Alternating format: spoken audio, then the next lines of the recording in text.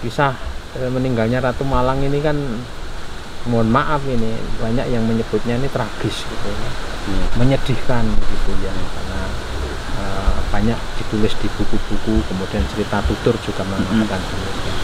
Nah, kira-kira menurut Pak Cito ini ada nggak pengalaman-pengalaman yang istimewa gitu ya, katakanlah mungkin komunikasi dengan Ki Ratu misalnya gitu.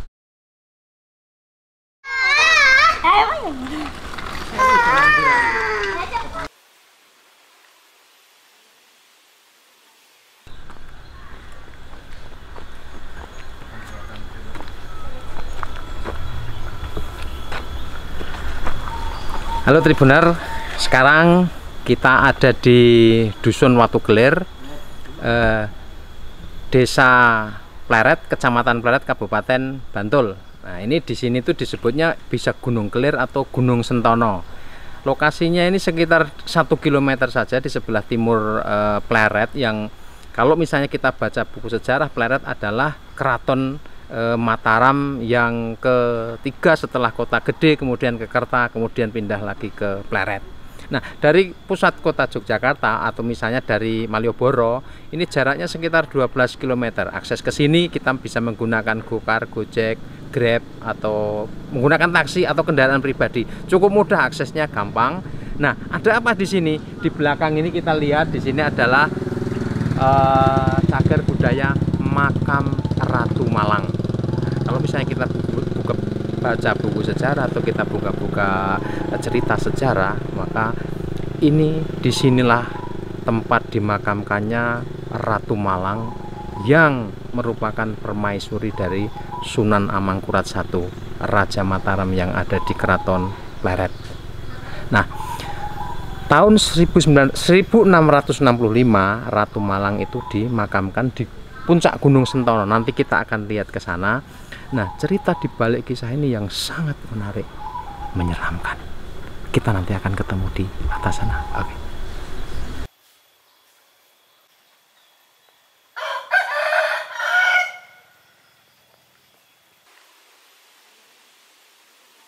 Oke, sekarang saya bersama Pak Sarjito atau Pak Cito, ya Pak? Iya. Pak Sarjito atau Pak Cito ini adalah juru pelihara, jupel istilahnya di BPCB-DIY. Mungkin orang menyebutnya dia juga sebagai juru kunci atau kuncen lah gitu. Nanti kita akan dibimbing oleh beliau, perjalanan kita ke atas, bercerita tentang apa sebetulnya yang ada di sini, ceritanya gitu, bukan apanya. Tapi kalau apanya pasti makam itu di sana. Cuma cerita di baliknya itu apa? Kita akan bersama-sama nanti ikuti ceritanya di atas. Oke, kita jalan. Jadi Oktober nih.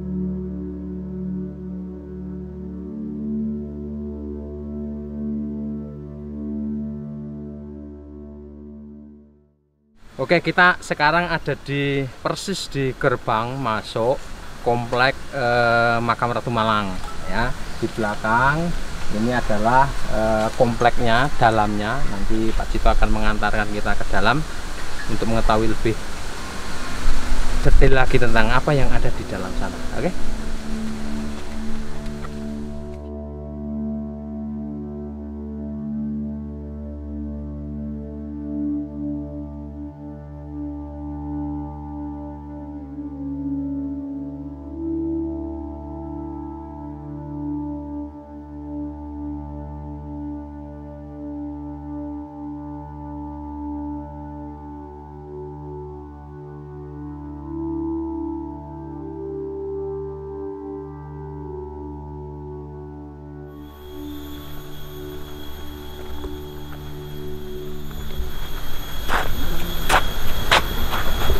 Oke Tribuners, kita sekarang sudah ada di dalam komplek Makam Ratu Malang. Nah, kita coba akan sampaikan sekilas tentang apa sih sebetulnya cerita di balik Ratu Malang ini. Nah, ringkasnya begini. Jadi ketika Sunan Amangkurat I bertahta di Keraton Pleret, pada suatu masa beliau ini menginginkan dicarikan seorang gadis atau perempuan lah untuk dijadikan selir, kata. Sejumlah sumber cerita sejarah tertulis dalam bentuk babat itu menceritakan tentang itu, ya. Jadi kemudian Sunan Amangkurat ini meminta dicarikan, kemudian berangkatlah utusannya menemukan ada seorang perempuan. Dia adalah putri Ki Wayah, seorang dalang wayang gedog. Nah, menurut cerita beberapa versi itu menyebut bahwa orang ini berasal dari Pajang. Pajang itu ada di wilayah Surakarta sekarang atau Surakarta, daerah Pajang sana, dan itu masih merupakan wilayah Keraton Mataram. Maka kemudian dibawalah si Kiai Wayah itu untuk menghadap ke Sunan Amangkurat sekaligus membawa anaknya. Tetapi si anak ini sebetulnya sudah punya suami, namanya Panjang Mas. Dia juga seorang dalang. Nah, keduanya kemudian menghadap ke Keraton Pleret, kemudian diperistrilah si perempuan ini, anaknya Ki Wayah itu, dan kemudian dijadikan selir. Tetapi kemudian berubah lagi, dia jadi permaisuri, diberi nama Ratu Malang. Ada yang punya Ratu Wetan begitu. Jadi ada dua nama itu. Nah, kemudian singkat cerita, ternyata si Ratu Malang ini sudah mengandung, ketika diberi itu sudah mengandung anak dari Ki Dalang Panjang Mas. Lalu lahirlah si anak dari Ki Panjang Mas itu. Tapi kemudian kisah berikutnya adalah suami si Ratu Malang itu kemudian meninggal. Meninggalnya ada versi dia dibunuh, berikut semua pengerawitnya, anak buahnya begitu.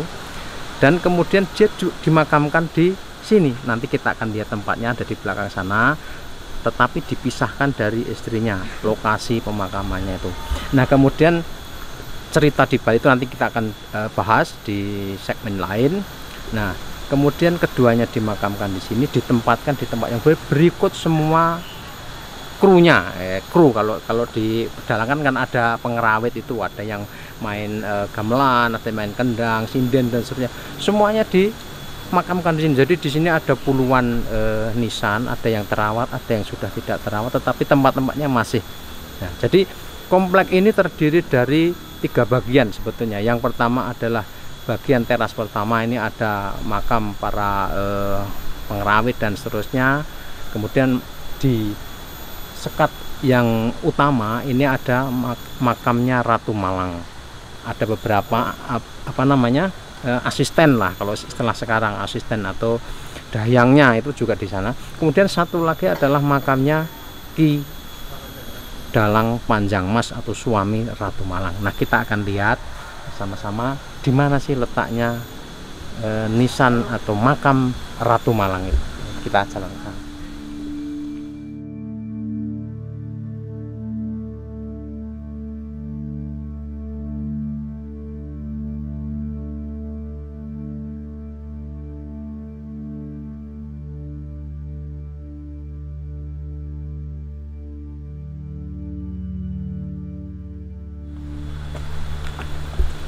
Ya, sekarang kita ada di bilik utama lah ya, kita sebut begitu. Ini ada sekat, ini tembok keliling gitu ya, kalau kita bilang begitu, di sebelah kanan juga.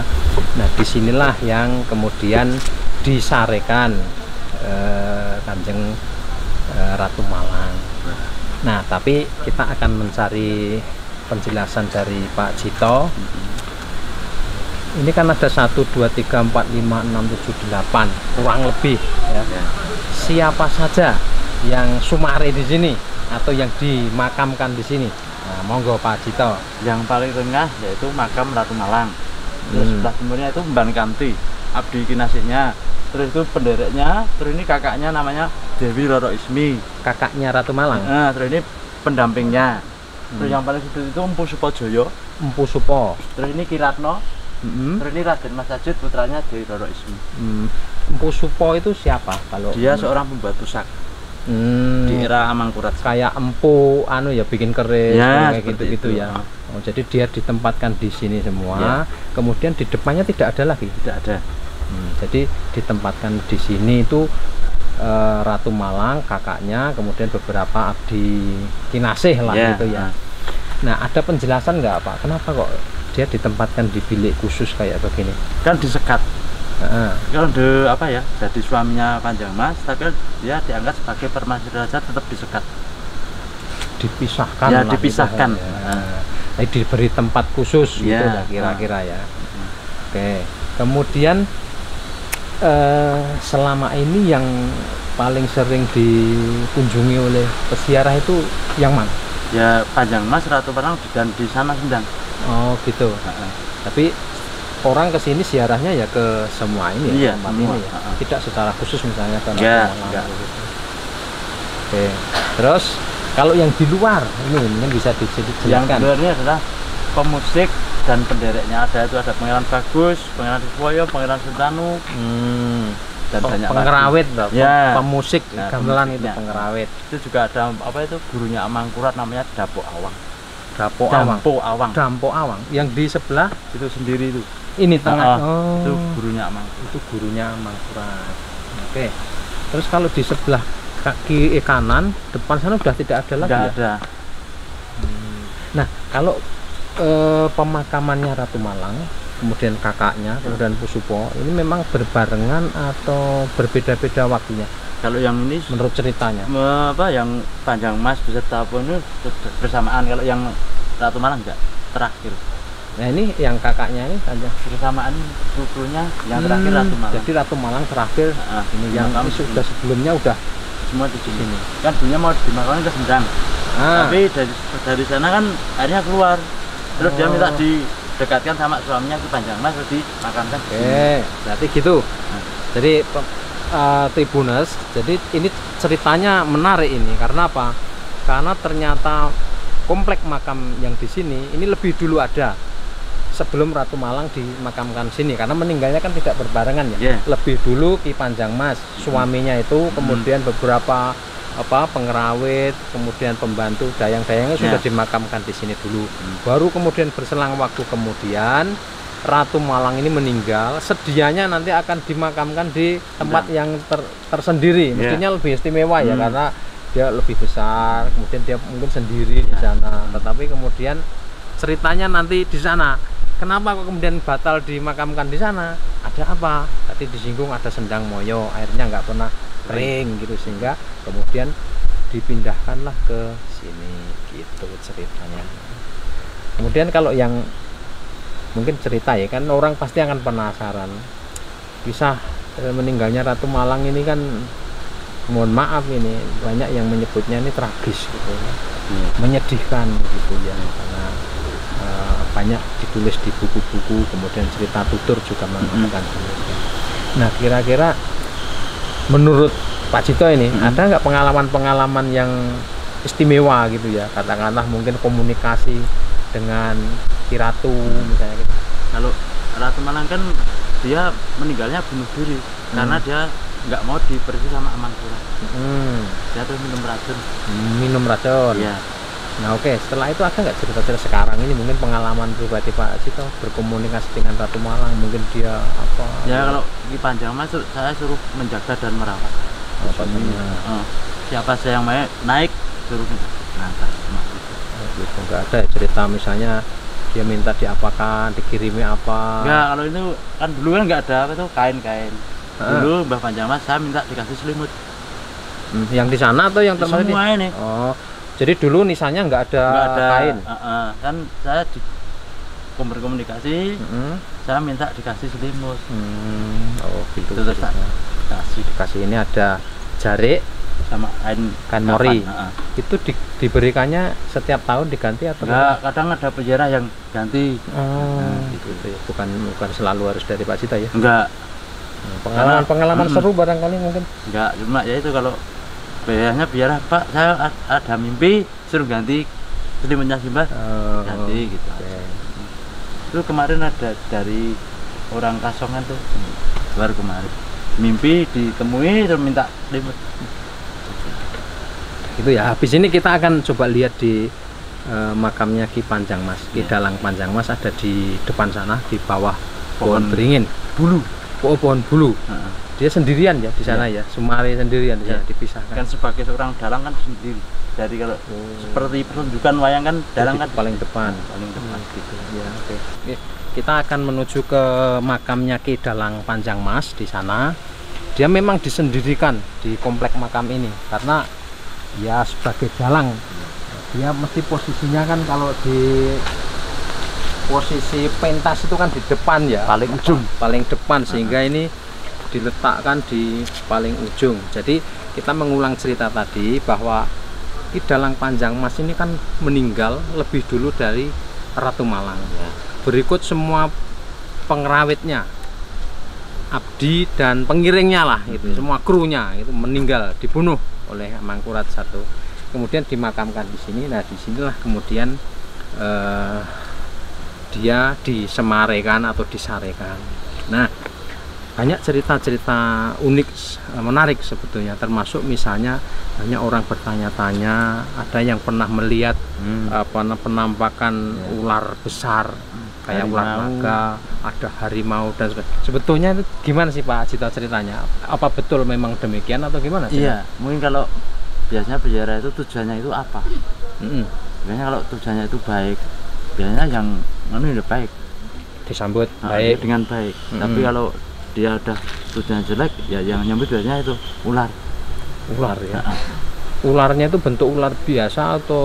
Ya ularnya besar, ada seperti naga. Ada mahkotanya. Ada mahkotanya. Gitu. Nah, itu letaknya di mana? Keliling dia. Di sekeliling. Dia kan menunggu gunung ini. Oh, jadi dia itu juga penunggu gunung Sentono ini, ini, gunung ya. Sentono ini ya. Jadi dia bisa kemana aja gitu ya, keliling di sini.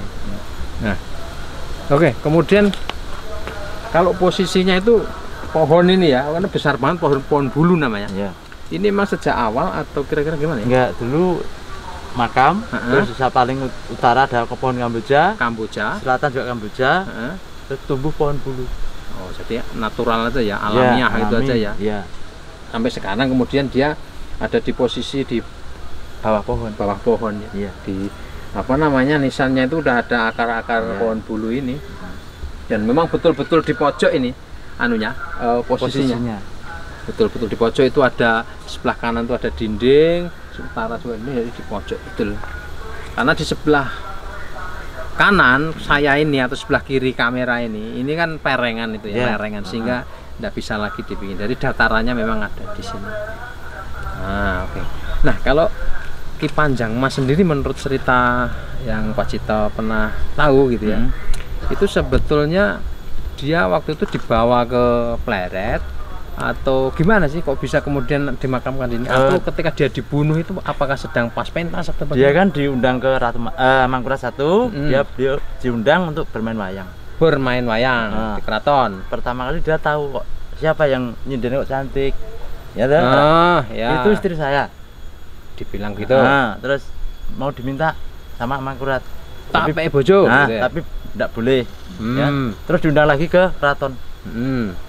Dia sebelum bermain wayang, dia dikumpulkan semua kru dan Panjang Mas, dikasih makan minuman, ada racunnya. Mati semua, tinggal Mbah Panjang Mas belum mati, dia pakai senjata, dia meninggal. Gitu. Oh, jadi tetap dibunuh ya.